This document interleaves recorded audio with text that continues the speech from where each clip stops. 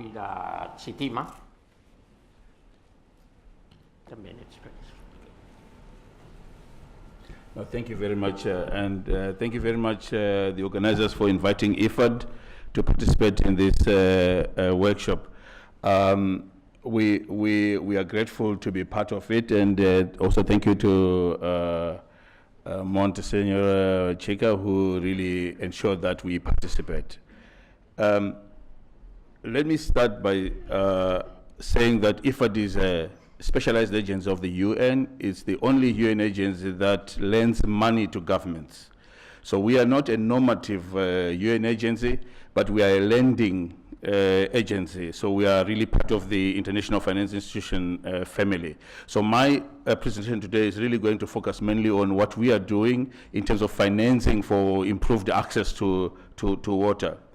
IFAD was formed in 1974 following a series of droughts in Africa, and it was actually formed by OPEC, which came together and put up a fund to respond to these droughts. So IFAD was formed on the basis of rain-fed agriculture. It was really focusing on investments in rain-fed agriculture, and it has transformed over time to include irrigated agriculture as well as access to markets and business approach to agriculture for smallholder farmers. So all our work is focused on smallholder farmers in rural areas and trying as much as possible to target the poor people in rural areas. So this is the context in which we work.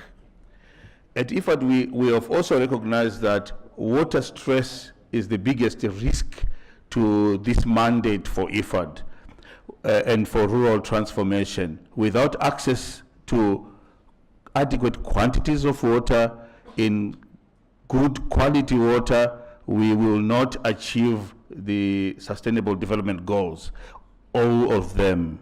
So we need to really make a concerted effort to ensure that the rural people of the world have good access to water.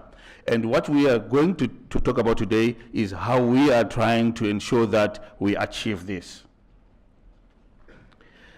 Now, as water stress is the biggest risk, when you look at the world and you look at the numbers that we have just had on access to water, we have over 50% of people, 1.8 billion people in Africa, we are completely at risk at the moment.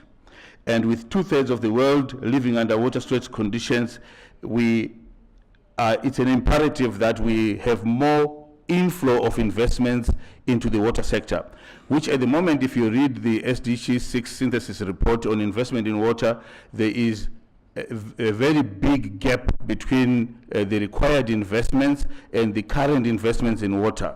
And why is this? This is where we are really bringing in what we are calling the three-pillar framework of approach to increasing investment. The rural areas mainly, which suffer the most water scarcity in the world, is considered as a high-risk area where investors, especially private sector investments, are not coming in. So it relies heavily on public sector investments and international finance cooperation investments, as well as bilateral investments.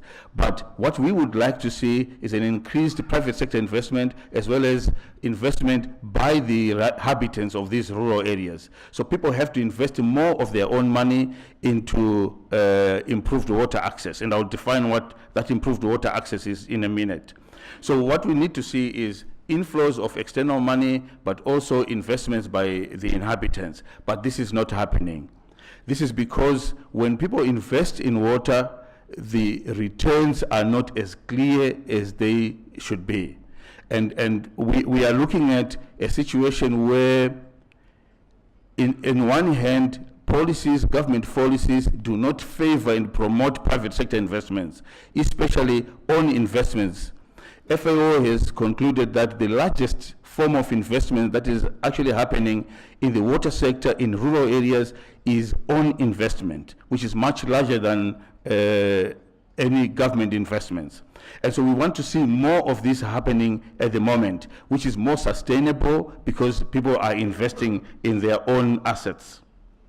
Now, to de-risk this, for people to actually earn the benefit of this investment, they need to have access to much more than water. They need to have access to remunerative markets for what they are producing once they have access. They need to have sustainable knowledge in how to manage the assets that they have put in place. We also see that the rural areas rely heavily on rain-fed agriculture.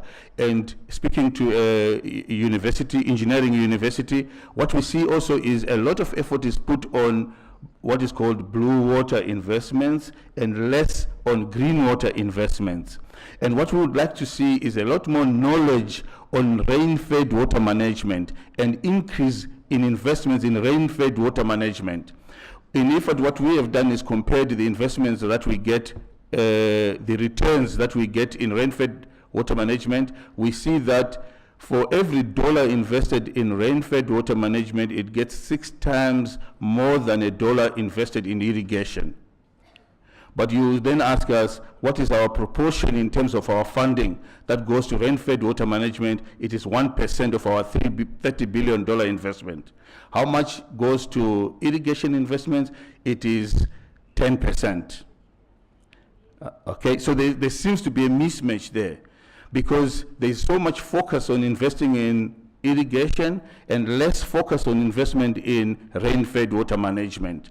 And we're looking at 4 key things as we do our investment. First of all, diversify production and increase intensity in production for rain-fed agriculture, because that is where the majority of the rural poor rely on. We recognize that, yes, irrigated agriculture will contribute a lot more to global food production, but in rural areas it is highly localized, and the majority of the people will not have access to irrigated agriculture. We also would like to improve water access for post-harvest processing, which is not normally there in rural areas. And in this way, energy is a key factor. To take water from where it is in rural areas to where it needs to be used, there is need for energy. The number of areas where we have natural flow of water have all been used up. So we need more technologies for improved energy. We will actually see a higher energy density, an increase in energy density in rural areas in the coming years, because more and more people are accessing powered technologies for water management. One other area which we try to balance on is for every hectare of irrigated land that we develop, we would like to develop 2 to 3 hectares of catchment area. So the focus has always been on irrigation, develop irrigation, but we try to balance it. Invest 5,000 to 10,000 euros to develop irrigated agriculture, then balance it with 3 hectares of the catchment area also being developed. This means improving rainwater management in those areas, which will lead to increased productivity. Then the last, 4th one is access to drinking water, which is really key. So we increase our investment in irrigation, we increase our investment in catchment areas, and we also have investments in drinking water. It goes on the same way like that. This means larger per capita investments in rural areas. Now, when we went to the arid areas and tried to look at the water resources in water scarce areas which are currently there right now, we observed that we can not only rely on rainwater and on irrigated agriculture, but we also have to use the unconventional sources of water. We have to, like has been said before, make more use of wastewater. So we are investing a lot into wastewater use for irrigation and for desalinization plants and for capturing dew in the deserts. So these are fundamental areas that we are looking at, that IFAD is spending a lot of its investments on, and in that way we seek to co-leverage this with other financiers. So for every dollar that IFAD spends on water management, we get $3 to $4 from other financiers. I think this summarizes what IFAD does in water and where our focus lies. Thank you.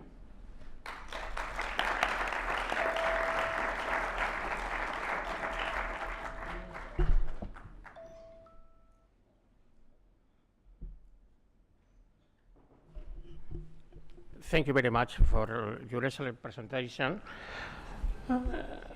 concerning about quality of water and investment, not only in water irrigation, but in water supply. Thank you very much.